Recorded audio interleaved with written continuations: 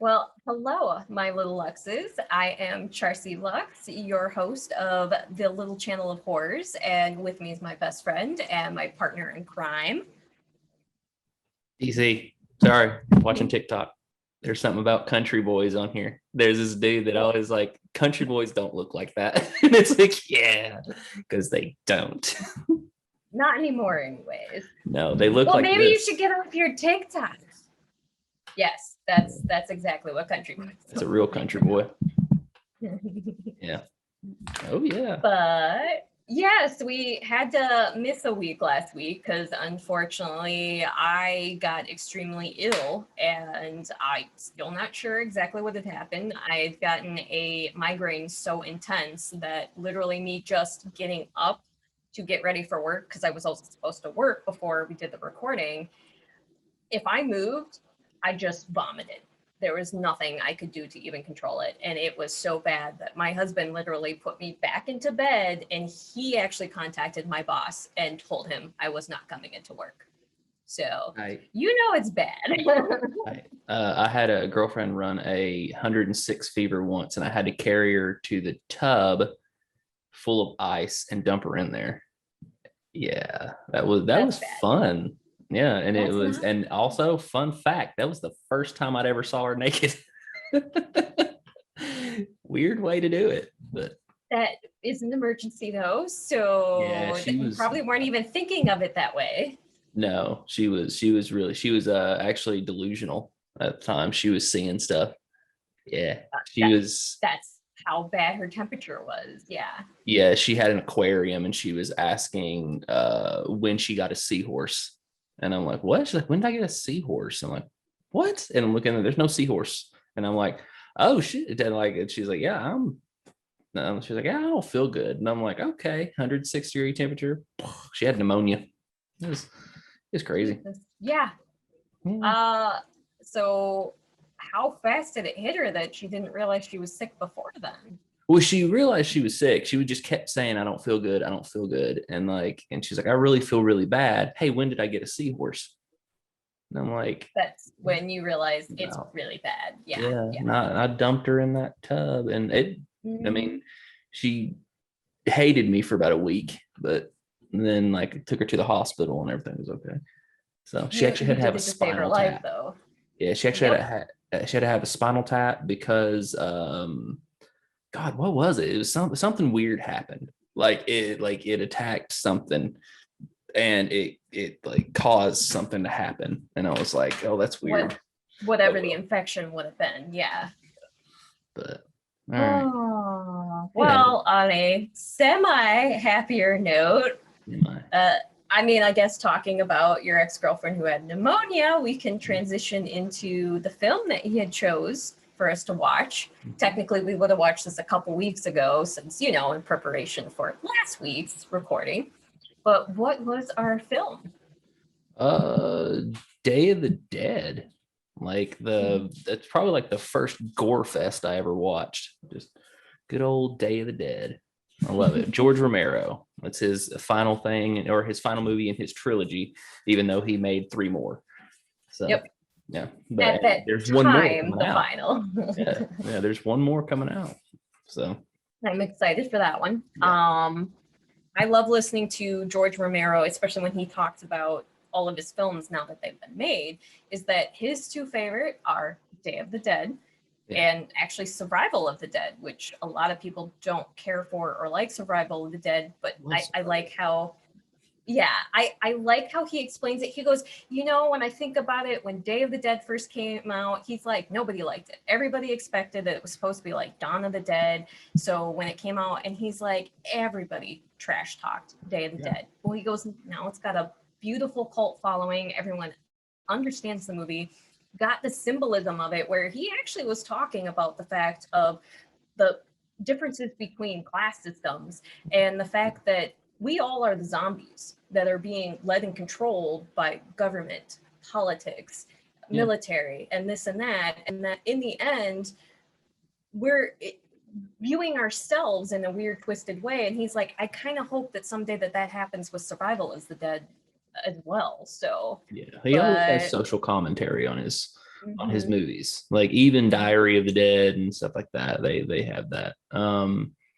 And yeah, it's like, well, I mean, and really, if you think about it, all of his movies were pretty much trashed when they first came out, except for Night of the Living Dead. Very true. Even Dawn of the Very Dead true. was trashed when it first came out, and then because it was too gory, and then Day of the Dead was trashed when it first came out. Land of the Dead was destroyed when it first came out Yeah. because it came out at a time when people were expecting high level stuff from horror movies, and it was a Romero movie, which was you're going to get social commentary and you're going to get gore, and it was. I mean, I loved Land of the Dead. The only one of I do those that too. I didn't really care for was Diary of the Dead, even though I still liked it. I just didn't care for it. But I loved them all. I mean, Dawn of the Dead was the movie that kind of turned me on to horror movies. So it wasn't the first horror movie I ever saw, but it was the one that made me go, "Holy crap, I could really get into this."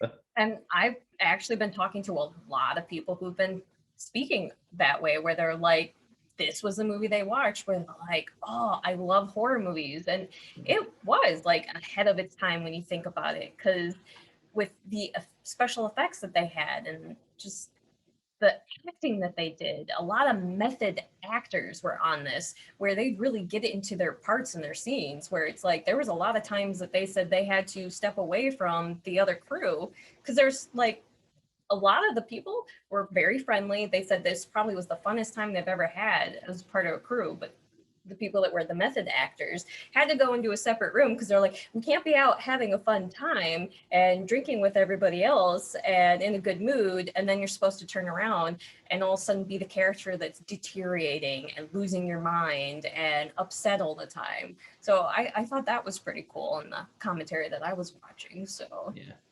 And I wanted to, I mean, that Jamaican accent, man. That Jamaican oh accent yes. is where it was at. Yes. You know what we're talking about, Sarah? Welcome to paradise, Sarah. Like, okay, dude. He's gonna give me my tarot reading later. I'm Miss And give Pio. me all the alcohol, please. What part of Jamaica are you from? Right near the beach, boy. Lord of mercy. It was so good. Love it. And Oh, so good. it does have probably the worst acting in a 2-second scene in history. Like it has one thing at the very beginning of the movie where the hands pop out of the wall and she says, I'm like, dude, that was horrible. But the rest of the movie's fine. Yeah, I do actually want to talk about the fact that the special effect that they made for that scene, where they said that it was so expensive. And when they first created it, they didn't think about the fact of anchoring it. So the first time they had done the scene, the whole wall collapsed over with that, which I wish I could find that blooper because I'm sure that would be hysterical to watch this wall just fall on top of her. I'm sure you can probably find it. But me keeping that in mind when they finally did get the prop correct the second time around and did it, yes, her reaction to it is pretty ridiculous in that, but they could only do one take. So oh well. You're kind of stuck with it at that point, and that kind of sucks because yeah, maybe the first time around they could have, but at the same time she probably would have had a better reaction when the wall fell on her personally. And the only other one was her boyfriend or whatever he was. Like at Miguel, times he was a little over the top. Like yeah, he's one of the ones that's a method actor. Yeah. So like in the helicopter, or not the helicopter, yeah, in the Miguel, yep. when they're in the helicopter, we're going to go get back in the bunker, and he's like, I can do it myself. Like, whoa. Oh, I loved it though. I And love it. It gives it gives the movie a lot of emotion, and like yeah, it's a little over the top, but it's still fun. It like makes it fun. This is one of the few times where bad acting has no effect on me. Like I love it.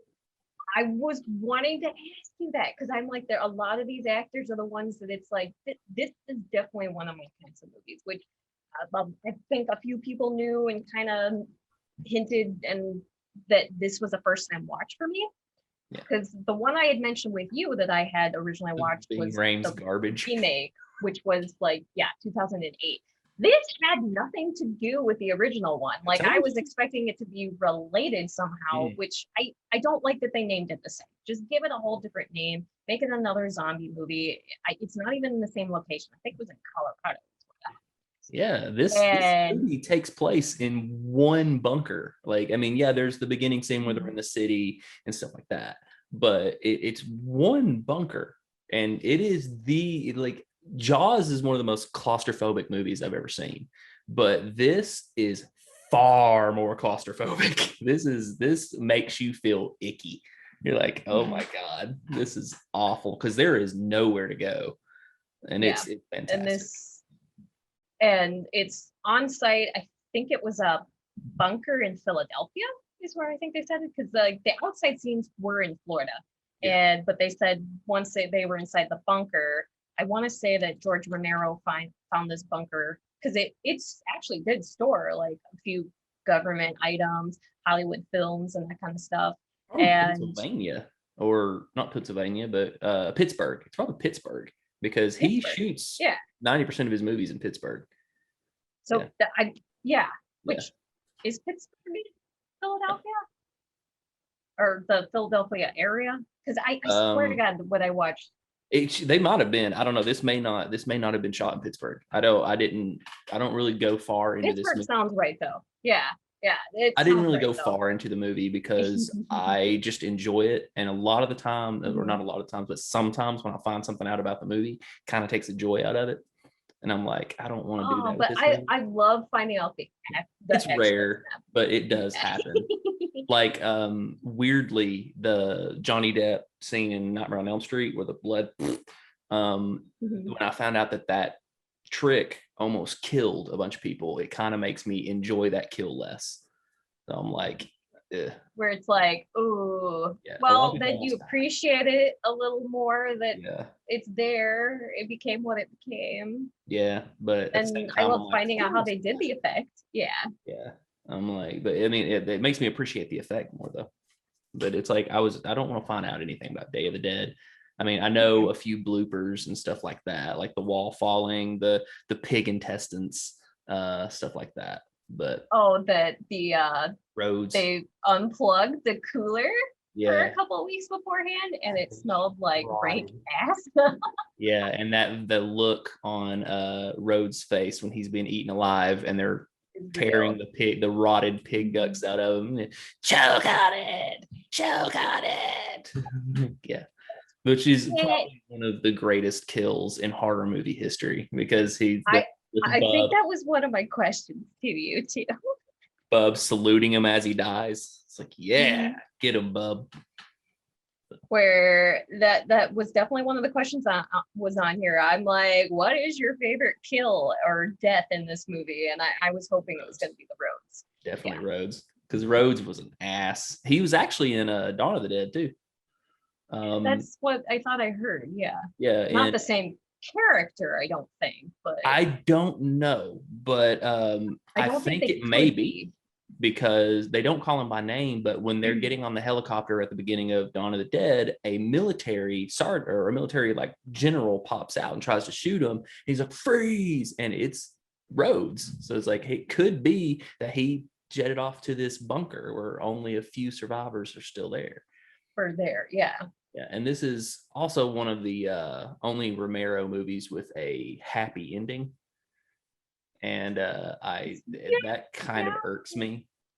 I'm like, I like the ones with the bleak endings, and this was not a bleak ending. This was a happy ending. And I'm like, But with a character like Sarah, I mean, it's kind of the idea that this is the person that has the chance that they could fix the world. Although I do like Terry's character, where he's just like, why, what is the point? Why are we trying? So now they're going to be on the island, so they're not going to fix anything anyways, but they had the possibility that they could just live out the rest of their life in peace for once. So, and let's not forget that Greg Nicotero is in this movie. which is Yeah. awesome. Greg Mhm. Nicotero, back when he was still Tom Savini's protege. And Tom Savini helped out with this movie with Greg Nicotero, and Greg Nicotero got to be in the movie. So he was actually kind of a big part. It's very cool. I was like, oh my God, it's Greg Nicotero. That's awesome. And Servini, his effects on this were Yes. so good. Like, me seeing this for the first time and me looking back on it, I'm like, God, this was from 1985. Yeah. And I want those effects back for horror films. Like, Yeah. I'm so sick of CGI and how much they keep pushing and relying on it.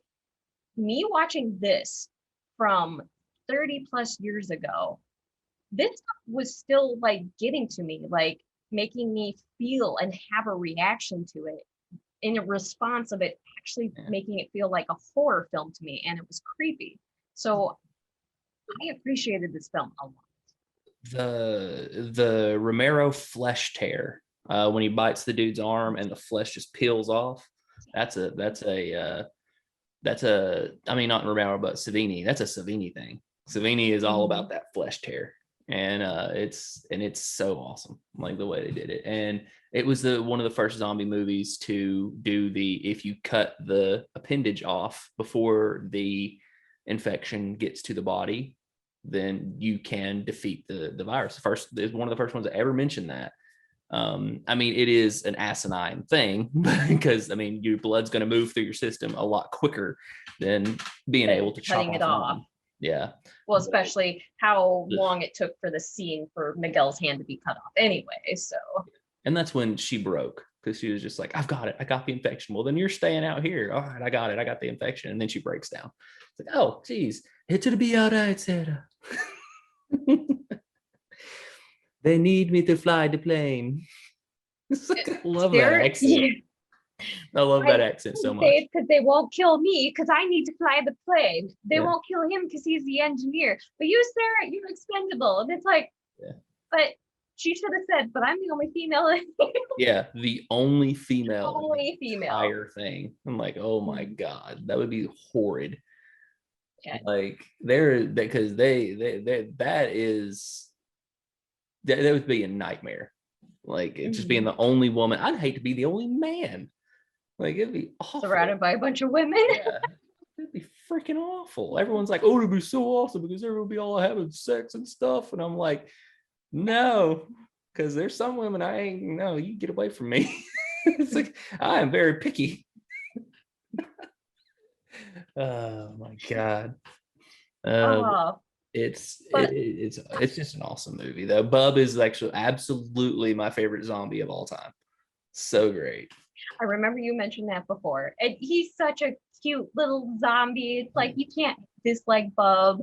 And cute little Bub when he realizes that his I guess you could call Dr. Frankenstein basically his father figure. Yeah, and how brokenhearted he is. But it's like I love the redemption arc where it's like, Dr. Frankenstein, taught him how to shoot.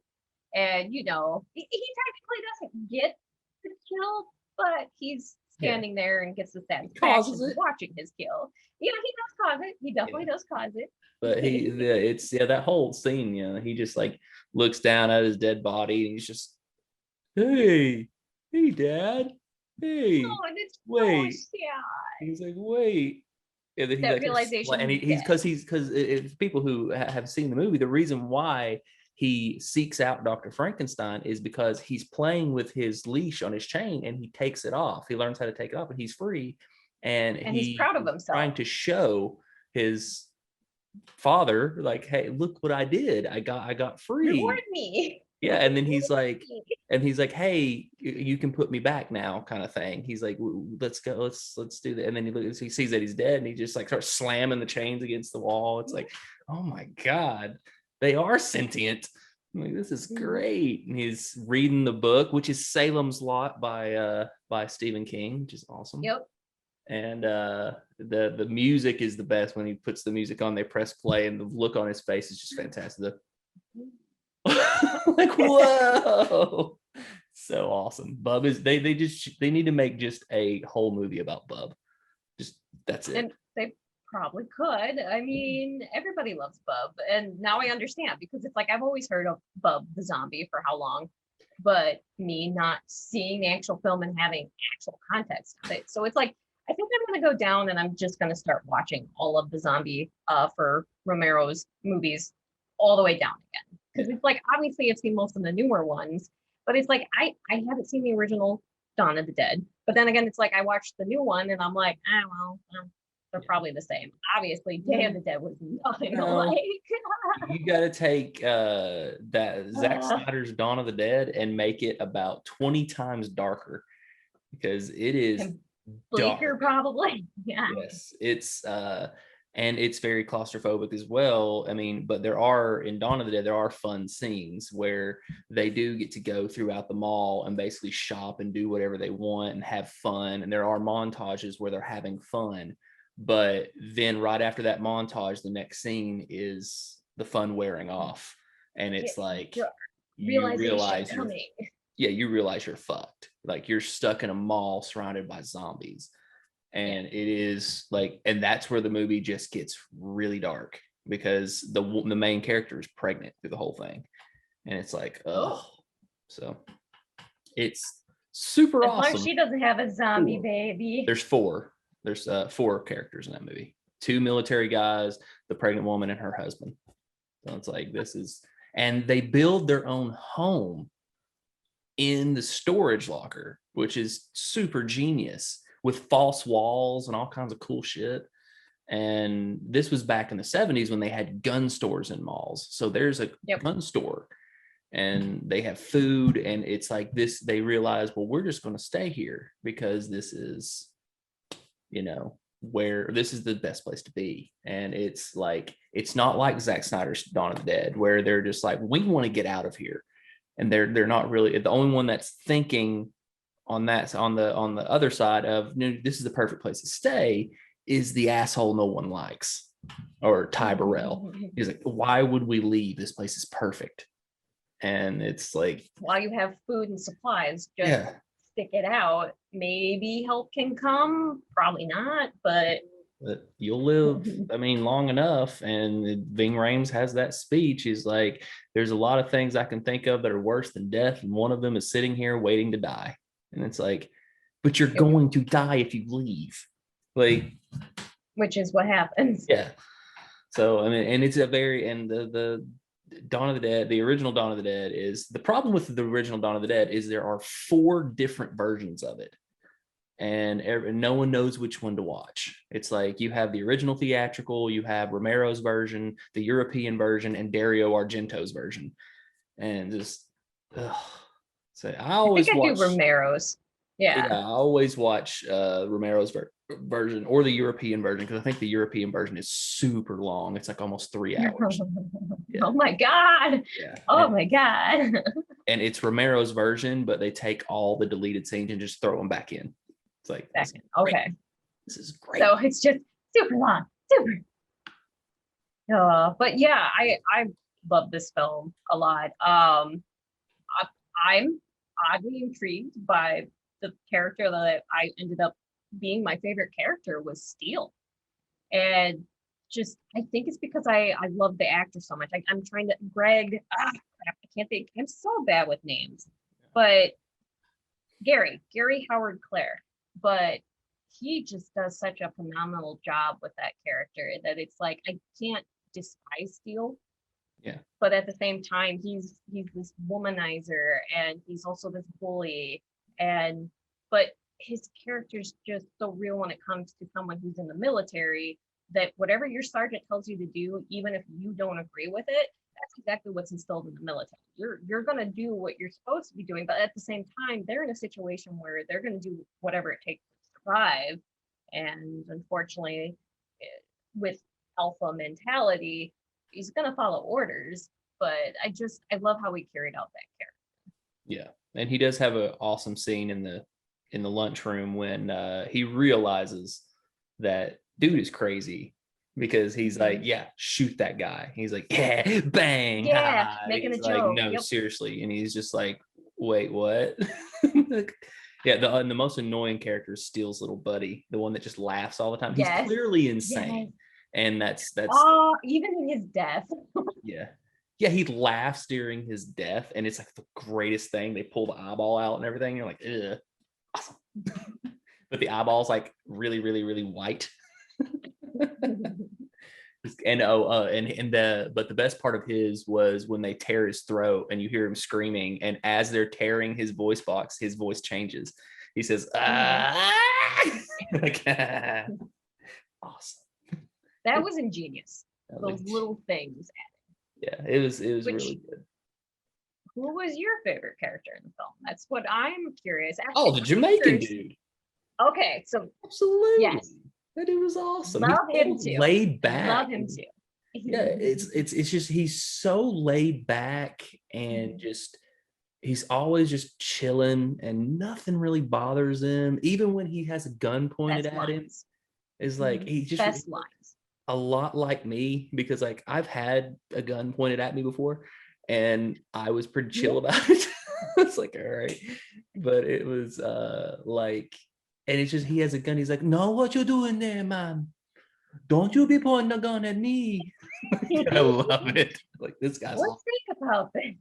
Yeah, but also this movie takes place on Halloween. It's Halloween. I did not. Yeah, if you watch the scene where she's sleeping and you see the calendar, it says October 30th. Oh, that's right. And then she continues it on the island in November. That's right. Because whenever I said, I told someone, oh, it takes place on Halloween, the 30th, and then she wakes up the next day, and that's when the main bulk of the movie happens, is on the 31st. And him like, so it's technically a Halloween movie. And they're like, no, that was a dream sequence. Like, if you watch at the end, she's got the calendar back out, and it's been November. 4 days. Yep. And it's November. And he was like, oh yeah. I'm like, yeah, so this is technically a Halloween movie. Good job. That's a cool way of thinking about it. Because when I originally watched it, that's kind of where my brain thought about it. Oh, it was just a dream. Maybe they lost track of time, but no, she literally was at the end. She makes her own. Yes, it's November 4th when she, on the last day, she X's it and writes a 4. So it's November 4th. All right, good job. But yeah, might have to watch this again for Halloween then. And this one is like, I'm one of those weird people that actually likes Day of the Dead more than Dawn of the Dead. Like, there's not many people that everyone's like, oh, Dawn of the Dead, that's his masterpiece. And I'm like, Day of the Dead is just a better movie. The pace is better. Everything else is just better. Dawn of the Dead is fantastic. The biggest thing about that people gripe about with Dawn of the Dead, and it does happen a little in Day of the Dead, is the zombies are blue. But in Dawn of the Dead, the zombies are blue because Romero originally wanted to do the movie in black and white. And if you paint the zombies blue, then it comes out better in black and white. But Day of the Dead, he was like, well, the zombies were blue in Dawn of the Dead, so just make them blue in Day of the Dead, and we'll say it's the lack of oxygen. And it's like, but they look like blueberries. Yeah. I'm like, that makes sense, because that I always questioned and wondered how that came to be, that zombies were, and obviously over time the zombies turned greenish and gray, more putrid looking, but I never knew that. But that makes sense that blue would come off on a black and white camera a lot more clear. So and because Bub is like a grayish green, and he and when he's shaving, because the thing he's shaving with is called a safety razor, and that's what I use to shave with, and all it is a razor put on a pole. It's a freaking legit just blade that you put on a pole. This isn't like 5 blades like a Gillette. And it's a straight razor is what it is, and that's what I shave with. And when he's shaving and it just shreds the skin, it's like, that if you do not hold those things at a certain angle, it will do that. Like, the first time I ever shaved with my safety razor, I held it at like a 90 degree, and it just got me. But if you hold it up a little bit and just shave, that's the closest shave you'll ever have. It's fantastic. I love it. I even use one of those little brushes with the bowl of lather. I'm old, man. I'm an old man. You are. Look at that. Oh my God. It works. But with Bub, his prosthetics, I think it was with the technology that they actually used the foam latex prosthetics, so it actually would move with him more, which obviously you could tell in that because Bub has more personality than the rest of them. And it's pretty cool when you see with the razor that he is slicing pieces off, but obviously that would be with the foam more the fact, but still that thought process of when he puts that razor up to his face, it's like that was the oh please don't, nope, they did it, and then he picks up the piece and eats it, and it's like Picks it right off the safety razor. Yeah, it's great. And it's Bub's lips that do it for me. So and it's just and he talks. Bub actually talks in the thing. He says, "Hello, Aunt Alicia," and but he doesn't. You can kind of hear. It's like see, it's like that he salutes Rhodes, and he's like, "I'm not saluting that thing." Then he just has that. You want me to salute that pile of butt pus or whatever he called it? and like Bub is just so proud of it. He just says, yeah, he's so broken hearted. Yeah, luckily Frankenstein comes in and he's like, oh. Yeah, Frankenstein helps it. Oh, the fact that Bub was even gonna shoot Rhodes too, where it's like, you insulted me, I'm gonna shoot you. Yeah, and he holds it just out, and you're like, oh my god, this is great. And holds it correctly, which they even said, he's like, I think this guy was a military guy. Yeah. So. Yeah, using the phone and friggin' that book, flipping through it, and finally just like yeah. It was good. I think that dude that plays Bub has passed away since. I'm not 100% sure. Let's see, Sherman Howard. Yeah, Sherman Howard. And he was still be alive. Howard Sherman back then. Nope, he's still alive. Oh, he is. Okay. His birthday's close to mine, June 11th. So. And he's from Chicago. Chicago. He's from my area. Yeah. But yeah, I appreciate. I don't think there's a single character in this film, or I should say actor, actress, that I didn't not like. I mean, obviously Rhodes' character is a complete asshole, and you're thrilled when all the military people kind of get it. Yeah. At the same time, you kind of feel bad because absolutely none of them get a simple death. But still kind of, because he shoots himself. Kind of. Yeah. Well, he still got his throat torn out though, didn't he, beforehand?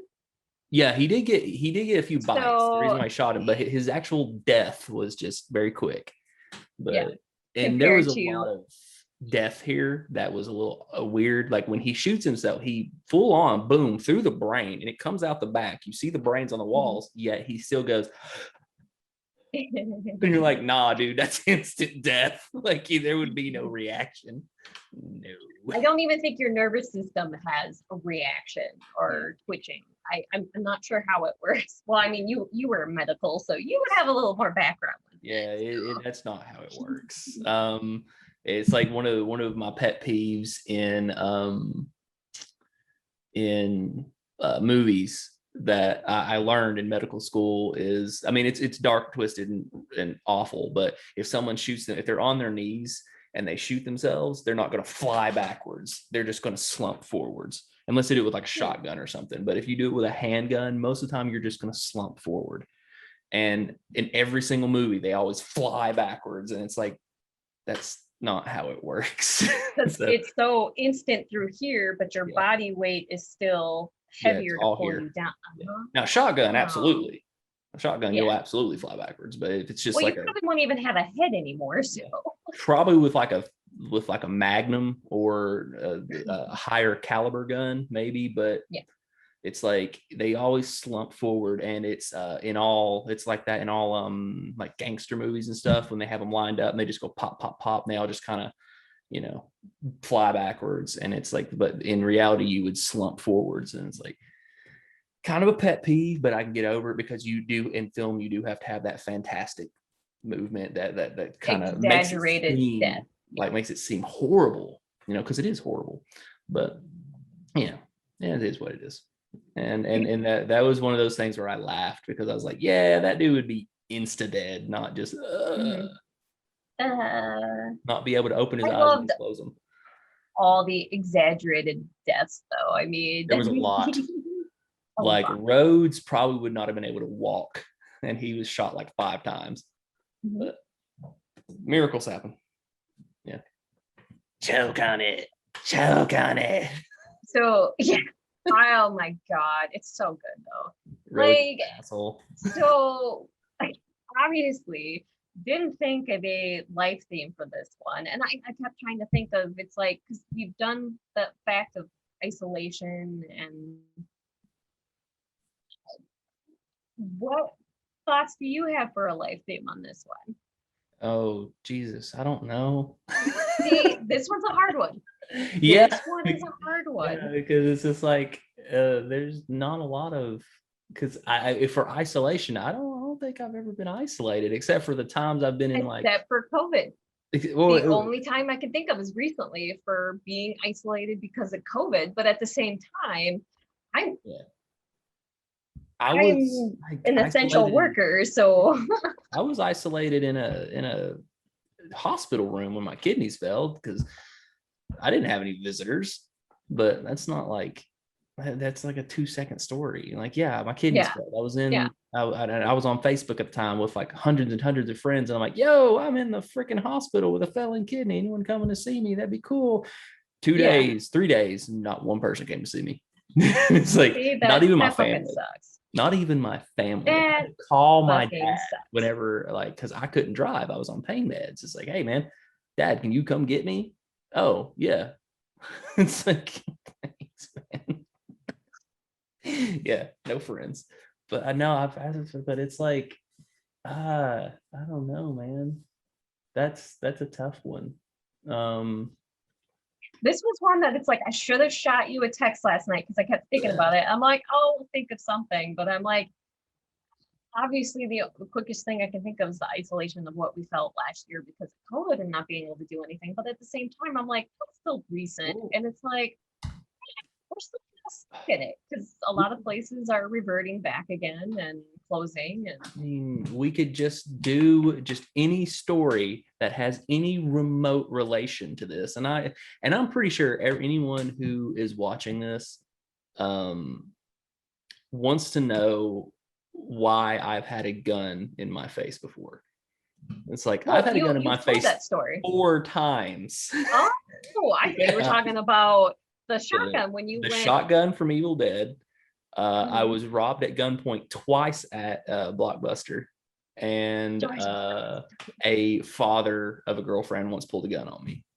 No, a mother of a girlfriend once pulled a gun on me. Like, she put the gun in my face, and it was a revolver, and I could see down the chamber and I was like, yeah, your gun's not loaded, bro. Like, you're not scaring me with an unloaded gun. But the robbery was pretty bad. Like, I I was was gonna robbed say, twice. The first time, the dude just put the gun in there, and apparently he knew what kind of safe we had and knew that it wasn't going to open. And he was like, just give me whatever's in the register, and I'm like, opening the 3 registers we have. I'll pull out all the money, and I'm like, dude, this is like $120. He's just like, I know, man, I just need money. And he's like, oh my God. He was actually like super nice, even though he had a gun in my face. He was just like, depressing. That and, is depressing. yeah, and I'm like, yeah, dude, I ain't got no problem with this. Here's your money. I'm like, yeah, dude, I'm sorry, your life sucks. He's like, and like, the dude was actually caught robbing a pilot down the street. A pilot's a gas station. He was robbing a pilot down the street, and it turns out that his wife had cancer and he had no way of paying for the chemo, and this is how he was paying for it. And it was like, I was like, there was a reason that dude was so nice. But the bad one was the second and last time where dude came in, gun in my face, fully loaded. And I'm just like, yo, he's like, yeah, give me all the money in the register. That was thunder. If you can't hear it, it's really loud. I can hear that. Yeah, it's bad. Good timing. Yeah, but like, gave him the money in the registers. He's like, now open the safe. Now, at Blockbuster, we had a Chronos safe, and that means you put in the code, and you have to literally wait 20 minutes. And then, not 20, 15. You have to wait 15 minutes and then put in the code again. And then the safe will open. And I told him that. I'm like, dude, this is a Chronos safe. I put in the code and you have to wait 15 minutes. And in 15 minutes, the cops will be here. And he's like, why do you say that? And I'm like, because that camera can see you and they're watching. Corporate is watching. He's like, I guarantee you there's cops on the way. He's like, that's the way we do it here. We have a streaming camera. That way people can't steal. And he's like, I don't believe you open the safe. And I'm like, this is what's going to happen. I'm going to put in this safe code and this thing's going to start beeping. And I was like, you can stand here for as long as you want. It's going to beep for 15 minutes until it goes beep, beep, beep, beep. And then you put in the code. And I'm like, all right, da-da-da-da. And it starts beeping. I'm like, it's what it's going to do, dude. You're not, unless you sit here for 15 minutes, you are not getting any money that's in that safe. You know, it's like, well, I'll wait because I think you're lying. And I'm like, okay. I'm like, whatever. I'm like, I was like, dude, if you get mad enough to shoot me, please shoot me in the fucking head so I'll die quickly. I'm just saying, just don't get mad at me because this is not my problem. And just sat there waiting, and it never did. It just kept beeping, and you can hear sirens in the distance. And he was like, fuck. And I'm like, I told you, dude. I'm like, this is how it works. And he was like, he didn't know what to say. I was like, dude, just take the money you have and go. It's that simple. I'm like, you can get away. I'm like, I ain't gonna say shit because I mean, you're wearing a mask. So I'm like, you're okay. The mask, the camera's got you, but they ain't got your face, dude. Just get your money, bolt. Like that. And the guy was like, fuck, and he finally left. But yeah, it's like, I was like, whatever, dude. I have guns in my face before. I don't care. Like, it is what it is. If I get shot, I'll die quickly. Like, I was the manager. I was gonna say, I'm like, considering I've worked in a small town retail for like grocery and that, we're pretty lucky. It was just small time theft where people were, but we've never had armed robbery or anything like that. So I've never had to deal with a gun on me. Well, the Blockbuster I worked at was on this stretch of highway called Clinton Highway. And Clinton Highway is long. It goes pretty much across Knoxville into Oak Ridge or into Clinton. That's why it's called Clinton Highway. And so it goes through like 4 counties. And the area where Blockbuster was at the pretty much the end of Clinton Highway, and it was not a good area. Like it's I wouldn't call it like ghetto, but it's definitely not safe. You had a Blockbuster, a Walgreens pharmacy, a Crystal, and a Long John Silver's all clustered together. And all of those, well, the Blockbuster not so much because they kind of learned they ain't going to get much money from us. But the Walgreens was robbed on a weekly basis. Or not a weekly basis, more like a monthly basis, because that's kind of high end. That's like robbing a bank. But Crystal's was robbed on a monthly basis, and Long John Silver's was robbed so many times, like multiple times a week, so many times that they actually had to close that Long John Silver's down. Like I'm surprised they didn't just keep an armed guard there. Yeah. Jesus, no one's going to pay for that. This is Long John Silver's. It's a fast food restaurant. That's true. That's true. It's like, so just close it. Yeah. It's kind of gotten nicer in that area though. It's like we have an expo center there now, and it's like but that Blockbuster is now a Jimmy John's, which that was the worst thing everywhere. I was working at Blockbuster when they told us they were going to close, and it was like I was the manager at the time, and there would be people that would come in the door and start measuring the walls, and I'm like, "Yo, what are you doing?" He's like, "Oh yeah, we're from Jimmy John's. This is still my livelihood." Yeah, they're like, "We're from Jimmy John's and we're just measuring to see what we need to do." And I was like, "I'm the manager. Get the fuck out of my store because you aren't coming in here during work hours. Yeah, you aren't coming in here during work hours to do your construction. Like, get the fuck out of here." And they're like, "Well, we can be in here. We own this building." And I'm like, "The lease says we own it until September." So, and like, and it's like, so get out. And they're like, well, we're going to make sure that that someone hears about this. I'm like, go for it. I don't care. And they tried to call Brian, my CEO, and they're the owner of Blockbuster. And he was like, yeah, dude, you can't do that. We own that building until September. And it was like, they backed me up. And he was like trying to call the cops and shit. I'm like, get the fuck out of here. And then I had his car towed. Because he was like, he parked in the back next to the trash can. I'm like, oh, you can't do that. And he's like, well, and he was out there on the phone. And I'm like, wrecker service? Yeah, we got someone parked illegally back here. And he towed his car. And he was like, where are you going with my car? I'm like, dude, you parked illegally. Like, don't fuck with me. You told him to move it. You told him to Actually, I didn't. I never told him to move it. I was just like, I'm an asshole when you fuck with me. And I'm like, get out. Like, I am the manager. Can I speak to the manager? I am the manager. I'm the manager. Yeah, bye. Get out. I've gotten to do that once in my lifetime, and that was at obviously the little town grocery store that I worked at, and it's so satisfying. I can't imagine how satisfying that was for you. Let me speak to your manager. I am the manager. I've gotten to do that several times. Like at the jewelry store, I would like to speak to the manager. I am the manager. No, it's Blockbuster. I got this, one lady had a bunch of late charges that she wasn't going to pay. And she said, let me speak to the manager. I said, okay. And I turned around and then turned back. It's like, hi, I'm the manager. And it's like, she's like, no, you're not. And I was like, name tag, manager. Like, yeah. I own this and you're going to pay this. She's like, well, I need to speak to someone higher up. And I'm like, here, talk to the CEO. She's like, yeah, I don't think I should have to pay these. She's like, were you late on your movie? Well, yeah, but this is ridiculous paying $2 a night. And he's like, well, if you were late, then you have to pay or you can't rent here anymore. You're basically renting the movie again. Yes. Yeah. And she was like, this is ridiculous. I'm never going shopping here again. Like, well, we're going out of business, so who cares? Yeah, I don't care. Then fuck off. We don't care. Go shop at Redbox where you'll get scratched up DVDs, or if you're lucky to get a DVD at all. Because now they take the stickers off the middle and just put them back in the case and it works. Yeah, you can do that. I've rented 4 games and all 4 times no disc. I was like, no. Then you gotta contact Redbox and be like, hey, look. Oh, well, yeah. now you just told a whole generation how to do it. So.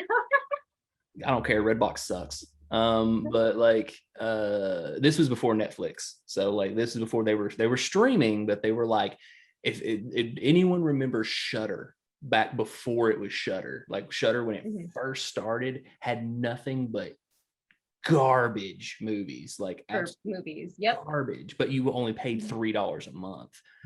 And it was, or $5 a month. And I had it then. And but like I just got rid of it because they just had crappy movies and like nothing they have on there. I can find it online. So, but it's like $5 and you get the crappiest stuff. And Netflix is the same way. Netflix $5, but you're watching like really bad, like Left Behind and garbage like that. And it's like, yeah. Obviously, they've come a long way since. Yeah, I'm just saying back then you didn't have a choice. It was Blockbuster or no one. Where I lived, there wasn't even a Hollywood Video. Well, there was, but it shut down. Blockbuster was it. And then you could go to some grocery stores. Some grocery stores had some, because I went to the grocery stores, because you go to Blockbuster, they never have what you want. You go to Ingles Supermarket and you get everything. And that's where I worked before I worked at Blockbuster. I worked at Ingles Supermarket Video Store, and I worked there for like 2 years. And then I went to Blockbuster. It was like, I worked at a lot of video stores because I like movies. And maybe someday we'll get something back just for nostalgia reasons. I don't know. Probably not, but I could see Hollywood Video making a return because they seem and just saying do it. Yeah, but with Universal, I don't know if anyone, for those of you who haven't heard, Universal, the production company, has made an announcement that in 2022 they will no longer be doing physical media. Yep, I do remember that. Yep. Fast and the Furious 9 will be the very first one that will not be available on disc. And if that works out for them, there will be no more physical media. Like people will stop doing it. The only thing you can hope for is that it'll kind of make a comeback like vinyl did. Yeah. I don't know. I'm not sure how I feel about it, because I love, especially the ones that I love the most, having the physical copy. Because let's say your internet goes out for whatever reason and you don't have control over that sometimes. And sometimes the outage can be out for a long period of time. You don't have any of these films to watch. So I don't agree with that. It happened to us the other night. She's never seen The Green Mile. And I'm like, I'm going to have her watch The Green Mile. And Michaela. And like, we looked on Netflix, Amazon Prime, everywhere. No one had The Green Mile. The only one that I think HBO Max has it, but we don't have that. And it's like, all these streaming services do not have this one movie. Go look for any streaming service and look for Dude Bro Party Massacre 3. You're not going to find it. So I own a physical copy of it. And if I want to watch it, I grab my physical copy and I watch it. And also, for people who know technical crap, if you have a digital copy of something, that is a compressed copy. So you cannot get true 8K and 4K. You cannot get that with a compressed copy unless they do not compress it at all. Netflix compresses everything. So you're not getting true 4K with them. Disc, that's true 4K. So I'm like, I am a stickler for quality. Like, I hate I mean, I have so many people that call me snooty because at McKay's, I picked a movie. I'm like, oh man, I love this movie, but it was on DVD. And I'm like, oh, it's on DVD. And they're like, you're just going to put it back just because it's DVD. It's the same movie. I'm like, no, it's not. If you watch it on 4K, it looks and sounds 10 times better than it does on DVD. I just don't do DVDs. I don't own a single DVD because I don't like the quality. Like, it's too standard definition. I'm highfalutin. I need 4K or Blu-ray, 1080p at the least. Like, if you ain't 1080p, get the fuck out of here. Because I'm highfalutin. Yeah, my hubby's the same way, where it's got to be HD or higher quality. Me, I could care less. I really could care less. Yeah, most people can care less. I mean, there's people on Twitter that still collect DVDs, and I'm like, how? Like, I don't get that. Like, when you have this movie, but when you have the Ecto, you have an Ecto 1 picture, wouldn't you rather have the actual Ecto 1? Like, that's how it is to me. Like, why would you want a shitty picture when you can have the best it can be? Like, I love that stuff. The physical model. Yeah. Cool. Well, me, like I said, I really don't have, well, I mean, I guess I could put it in relation with the fact that that's cute. It's so cute. What happened to you actually happened to my mother-in-law too. What, the gun? But yep, but she worked in Walgreens and I would lived in a very shitty city. And this city in Illinois is rated one of the worst cities to live in America. And my poor mother-in-law's health was very bad anyways. So her having deteriorating health and everything, and me picturing someone doing an armed robbery and holding a gun up to her, that's when she was done. She quit working altogether after that. And it's like, most people would. I can't imagine that amount of fear, because it's like, that was always one of my fears when I was a night manager at the grocery store. I think what our saving grace was the fact that there was no billboards, there was no announcements on the highway, because we were just off the highway. Honest to God, we should have been robbed all the time, because it's a main highway, especially on the weekends, because all the Chicago people drive down Highway 20, go past where I live, because all the rich people go out to Galena. So in all honesty, we really should have been robbed quite a bit. Where I live, would never work in a pharmacy. I would never ever work in a pharmacy because the people who rob pharmacies usually aren't there for money. Addicts. They're addicts. Yeah, they're crack addicts, and speaking as, like, I can't speak as that kind of addict. I was only opiates and alcohol. And mine was for a very short time, but like, speaking as that, an addict will do anything. If you do not give them what they want, they will blow your ass away and then take what they want.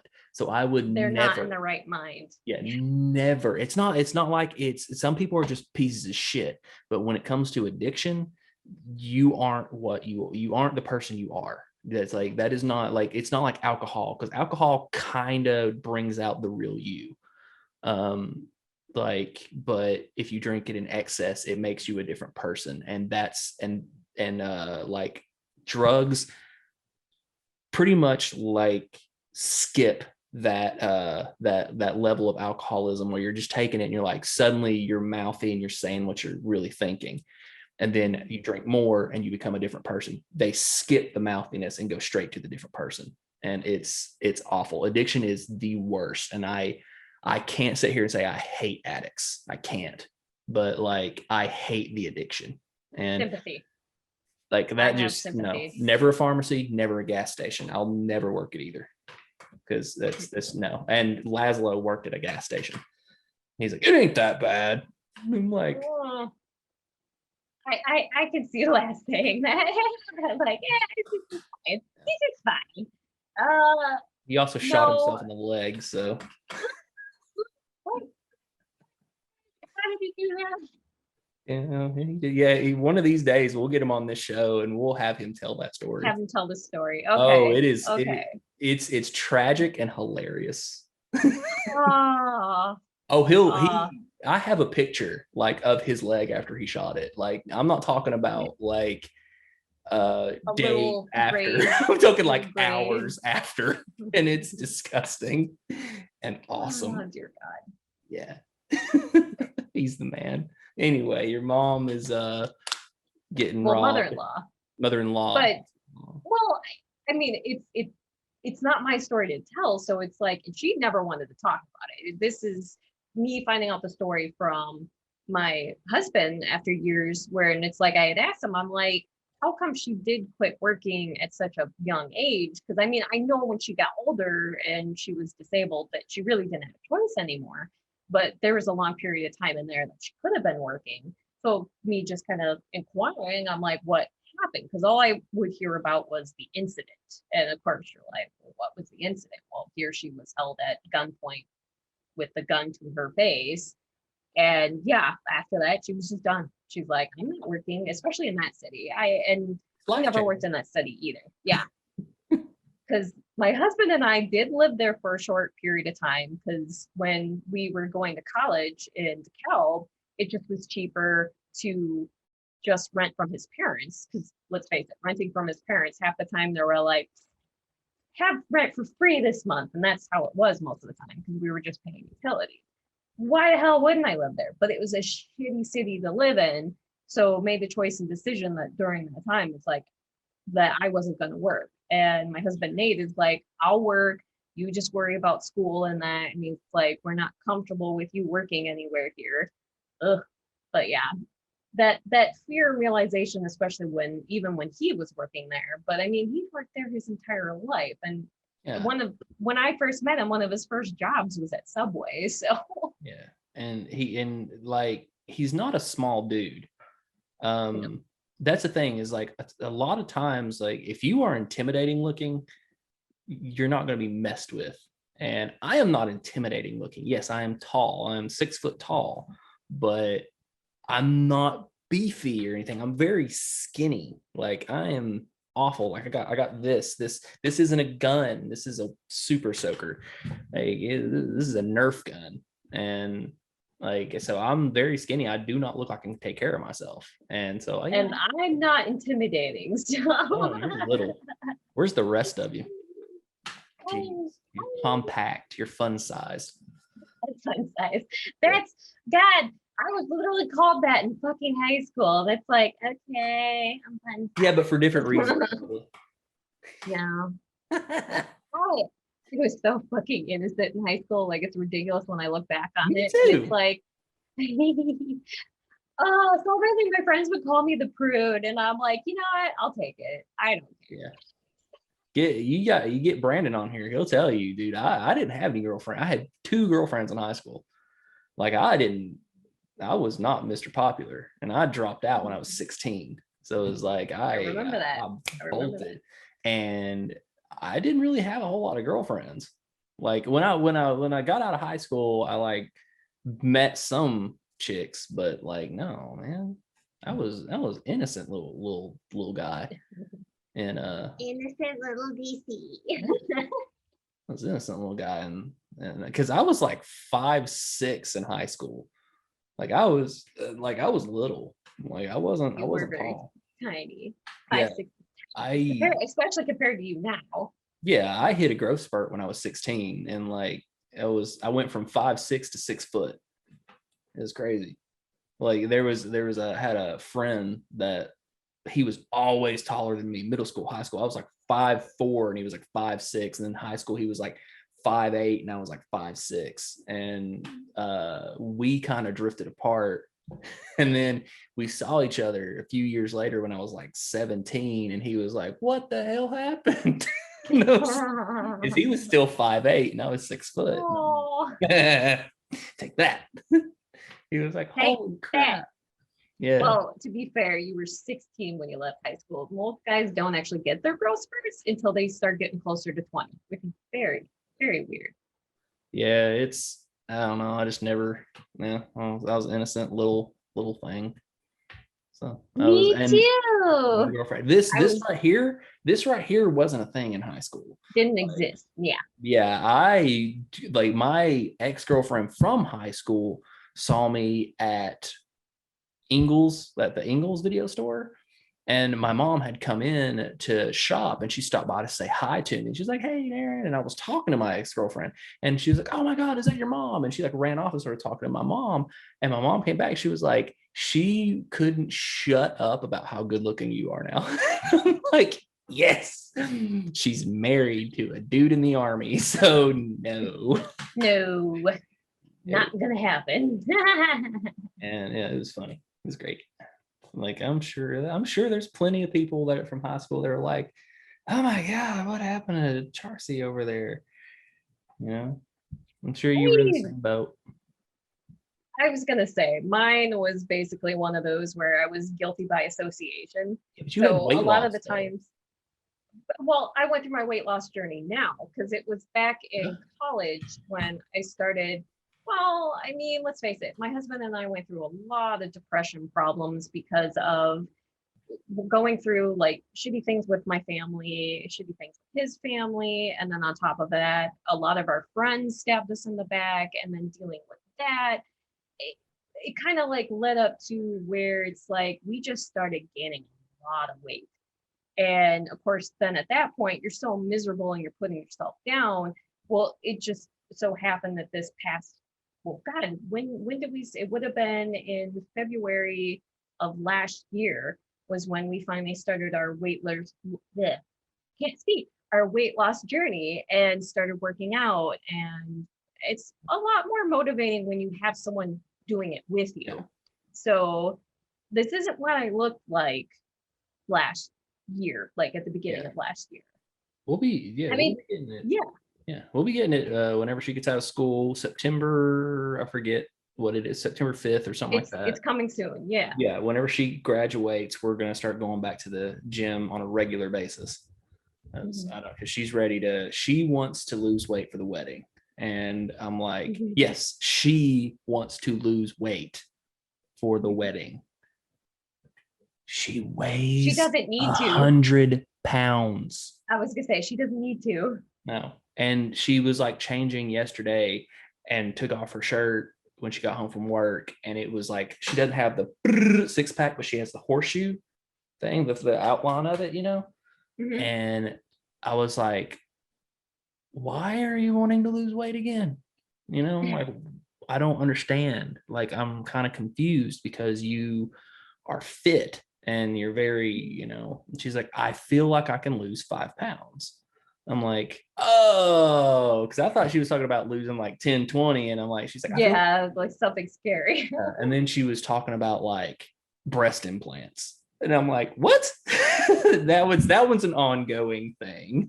And like, yeah, we'll talk about that one. And she made a decision on if she wants kids or not in the last few weeks. I'm like, okay. And as the whole thing, like the wedding is just making her into what she's going to be, I guess. So like she's ready. We went and we're getting my passport and all that because we're getting married in Jamaica. So it's like we have to jet.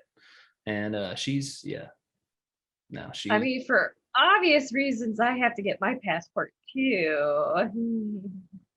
That's and something's probably going to be happening in Canada here next year. So. I can tell you need to try to get that passport 6 months before you leave because it can take up to 6 months to get your passport. Yeah. And it's something I got to work on now. Yeah, here it's not I don't know about where you're at, but here it's $110 to get a passport. It's expensive here. It is. It's Illinois. It's expensive. That sucks. Yeah, but it's expensive in Illinois. Breathing is expensive in Illinois.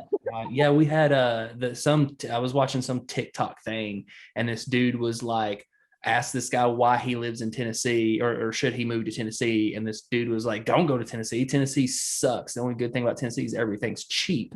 And I'm like, the fuck it is. A one-bedroom house is like $900 a month. A one-bedroom apartment is $1,200. Like, no, dude, it is not cheap here. That's expensive still. So you have to take out a second mortgage just to get ribs. Like, yeah, people. It is better. Yeah, it is better to just go buy the house because your mortgage payment is cheaper than rent. And I think it's stupid how many people get unapproved to get a house and yet they're stuck going to these rental places and they're being literally fucked in the asshole because I'm sorry, $900 for a one-bedroom apartment. That's one bedroom. These landlords should be shamed. Yeah, these landlords should be fucking shamed. That's ridiculous though. Yeah. Like, I mean, I'm sure that if we have any Californians watching this, they're like, oh my God, $900. That's so cheap. My buddy that lived in San Francisco was paying almost $2,000 for a studio apartment. Oh my God. And like, yes, we know California is more expensive. Yes, but I get it. They have higher wages as well. Yeah. You're paying for the location. I mean, the average but at the same time, that's still ridiculous. Oh yeah. The average pay. Yeah, what is the average pay in Tennessee? It's like $8.50 if you're lucky. Yeah. We don't do the whole $15 minimum wage here. Our minimum wage is the normal $7.55. And it's like there's a lot of places that pay $7.55. You can drive down the road here and you can see a bunch of now hiring $10 an hour, now hiring $10 an hour, now hiring $12 an hour. And that is high here. Like that's a lot of money. Like we don't pay well here. And people are just like, yeah, but the whole like Tennessee sucks. I'm like, no, Tennessee doesn't suck. Tennessee, well, I don't know about all of Tennessee, but Knoxville doesn't. Knoxville, where you're at. Yeah, Knoxville's awesome, man. I mean, we're one of the most inclusive places. Like we have a very large gay community. We have a Black community. We have everything. Like everybody is inclusive here. Everyone thinks like Tennessee is just this big racist state and we're all a bunch of rednecks. And it's like, we are rednecks, but we're accepting rednecks. So it's like we love you rednecks. Yeah. Like, and everyone's so surprised whenever they're like, oh, you're from Tennessee, because everyone knows that I'm a big supporter of the gay community and everything like that. I'm a big LGBTQ supporter. And they're like, oh, and you're from Tennessee? Oh, you must be from somewhere else. I'm like, no, I was born and raised in Knoxville, because in Knoxville, you're raised to accept everyone. And it's like, that's the way this isn't like bumfuck Arkansas. You know, we aren't some hick town. Like we are the third largest city in Tennessee. And it's like, we're awesome down here, man. Like, cause everyone's like, oh, you said Knoxville, you know where you live. Good luck finding me. because this In is a Knoxville. very large place. Like it is massive. We have to section it off into north, south, east, and west Knoxville. It's that bad. So it's crazy. And me, if I just say, you know, I'm in the Chicago area, I don't know where she most is. people have no idea where I'm at. I So, know your address. well, you do. Yeah. Certain people I got it do. written down so we can send you the invitations because Yeah. you're on the list for the reception, not The the reception. wedding, for the reception. And I'm sitting here telling my wife every day, honey, they have to drive 9 hours to get here. I'm like, Which is nothing to us. yeah, but still, it's It's like, nothing to us. I'm like, you cannot fully expect them to be there. I'm like, will they? Maybe. We don't know. We never know. But, and I'm like, the only thing that we got going for us, for you guys to be at our reception, is hotels here are cheap as hell. They're like $30 a night. So yeah, that is cheap. yeah. So yeah, I'm But like, knowing me and my hubby, we'd probably get an Airbnb in the area. we have plenty because of we them. love doing that kind of stuff. We have plenty of them here. But it's like, yeah, dude. I was like, but I'm telling her, I'm like, you can't fully expect them to be there because they are busy. They have jobs. I'm like, no, I'm not saying you're not coming. It's just you've got to understand. And I'm like, and I'm like, do you really want the first time for us to meet face to face be at a wedding reception? Well, then find us before then. I mean, Yeah, my hubby's officially off on weekends now. He's Yeah. officially off on weekends now. So That was my point. It was like, do you really want us to meet the first time? We was like, so we got to kind of meet beforehand. That way it's not like a big shock to everyone's system. And it's like, it'll be fine. like, who fucking you people from Midwest? I'm like, I don't want me and Nate. I don't want our first, sorry, I said his name again. I don't want it's fine. Everybody knows his name is Nate now. Okay. So. I don't want mine and his first meeting to be at my wedding reception because I have a strong feeling that we're going to pair off and we're not going to shut up and like there's going to be so much crap going on at this wedding reception and I'm going to be like over here talking to Nate and stuff. So it's like I have a feeling that that's what's going to happen. And I'm like, oh, we need to meet beforehand. That way me and Nate can get it out of our system. I'm like, because we're so much alike, it's ridiculous. But like, yeah, but it's like it's the point of all that is like people think that Tennessee is this weird like redneck hick town or hick state, and it's not. We have Nashville, which is basically New York light. So it's cool, man. Light New York. Yeah. Oh well, we have overspended our time this time on a little podcast here. For considering we didn't have any life stories. Well, from what I understand from people, like I've had like 2 or 3 people say, like, I actually prefer you guys just having conversations over talking about the horror movies. And I'm like, really? That's weird. Really? Yeah. Oh, that's funny. So they probably skip over the beginning part and go to the 30-minute mark and just start watching us talking the shit. Yeah, it's weird, man. And I'm like, really? I'm like, that's kind of strange. And she's been giving us a thumbs down in our things, and I'm like, and they don't give us a review or anything. I'm like, well, okay. It was not Potato Tot Jessie, but her name is Jessie. She's a girl I talk to all the time on Twitter, and she was like. And she was like, I like it when you guys just shoot the shit. It's really cool. And I'm like, yeah. She's like, and I was like, well, why? And she was like, because there's 2 million horror podcasts out there, but not many horror podcasts where people just shoot the shit. And I'm like, that's all you and I do. Yeah. I'm like, that's actually not a bad excuse. So I'm like, yeah, like that's what we do. We shoot the shit over horror movies. Maybe that's what we should explain for this one, because it's like we're already at an hour and 14 minutes. We'll be like, well, come listen to DC and Charcy shoot the shit on this episode. Yeah. On the description, it's going to be like, listen to us talk about Day of the Dead for 20 minutes. and then the rest just us bumbling about anything and everything. Some more thunder for you. It does that. It'll do that. Yeah. I was telling you, like, it's been thundering for about 2 hours all around us, but it just doesn't hit. Like, and I love storms. I love them so much. Makes me mad because we get really good storms here, and all I'm hearing is thunder. I want It's teasing you. It's being a tease. That naughty storm. But but no, back to what I was saying before. It's like, if anybody wants to give us a thumbs down on here, please give us some constructive criticism, because if you're gonna dislike it, at least tell us like things, which, I guess it probably is just somebody like, oh, they don't edit their episodes, they don't make it fancy, we don't add this or that. That's on me. Little simple. But at the same time, why is it? I like this kind of ideal format, because there's a lot of podcasts in that I'll watch where it's like, if it's not really edited, I think it's pretty cool because it's more real to life. Because guess what? Life's not perfect.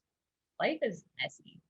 And if you're going to give us a thumb down, could you please at least give us some constructive criticism? We even got any of those? Know what constructive criticism is? Don't just come in and be an asshat and be like, I don't like your face. Okay, I can't. Constructive criticism. Get rid of the dude. Well, too bad. DC stays. Yeah, that's the constructive, because people are like, I just want to see you, man. Like, show us your titties. Yeah, constructive criticism. Show us your tits. I don't think we can do that on YouTube anymore. It's not YouTube anymore. Like, I feel bad for the people who do true. Wow, I really can't talk today. True crime, because they can't say anything. And apparently, there's certain words that aren't even bad words that you can't even say on YouTube anymore. Like rape. Like, you can't say that word. I'm gonna say you're actually not allowed to say transgender, or gay anymore. That's the one that pisses me off. I'm like, excuse me? You can get demonetized. And I'm like, are we segregating people again? Because that's fucking bullshit. They're gonna, I'm just waiting on them to like, why don't they ban real trigger words like Biden and Trump? Like, politics, ban political words. Government. Yeah. Ban political words. Like, those are the real trigger words. I've had more people come at me than anything just mentioning a president. Like, I mentioned Ronald Reagan. He's an asshole. What? Did you know him personally? But you're probably right. He probably was an asshole. They all are. Terrible. Wait, that is politics in a nutshell for you. They all suck. They're all criminals, and we're all screwed. We are literally George Romero's David? We are the zombies. We're the zombies. Oh, we bring it back together again. Look at that. What's the We are the zombies. Simba. So we will end this episode now after all that shit, because I'm sure my camera's gonna die at some point. Yeah, it's starting to act up already. I can see it's doing the glitchy thing. So as we're spanning out, you can find me, Chelsea Lux, on my Twitter or on my Chelsea87. When I'm not mad at my Instagram, you can find me on my OnlyFans. And she gets naked on the OnlyFans. You should pay all the money. I really don't, but whatever. I don't even care. Everybody does. You already got the money, so who cares if they get disappointed? Everybody does it now. I know how to get. You know what? I love titties, so show them if you got them. If you have that confidence, show them. Have titties. DC, you're an idiot. Shut up. I know how to do it. I know how to get naked. He is full of shit. I do. Yeah, it's really easy. You got it. Here's what you got to do. Here's what you got to do. You got to be her husband. I thought you were going to say the tequila thing. Yes, because if I drink tequila, I lose my clothes. No, I don't cheat. I don't use cheat codes. Tequila is cheating. But anyway. So, anywho, we can find DC at Death Curse Pod on Twitter, Death And Curse TikTok. Podcast on Instagram, and Death Curse Pod on his TikTok. Yeah. You better follow him on his TikTok. He This does is videos every day, I hear. my TikTok is ridiculous. It's like a bunch of videos that no one watches. It's fantastic. Oh yeah. So you better go follow him on TikTok and you better show some appreciation. Damn it. I think the video I have with the most views is 413 views. The video I have with the most views on Twitter is like 3,000. So yeah. TikTok's really stupid because unless you do one of their stupid challenges or their like one of their trends, then you ain't getting nothing. Like no original content ever. I was like, whatever. See, that sucks. Yeah, and I'm like, I'm all about the TikTok. Content. Yeah, I don't think TikTok would be for me then because I'm about the original shit. So. Yeah. And I mean, I put up all my ghost hunting videos. Crickets. I put those on Twitter and those blow up. So whatever. Fuck you, TikTok. All right. Say the thing. Thank you for joining us here on Little Channel of Horrors. And don't forget to subscribe to our channel. Subscribe. Well, I can't fucking talk. You would think I drink. Play off the crack. Subscribe to our talking. I need crack. Yeah. No, I'm not advertising. Don't do drugs. Stay in school. But don't forget to like and subscribe. Please leave our comments. Please constructive criticism. Don't be an asshole. And have a great day. Bye.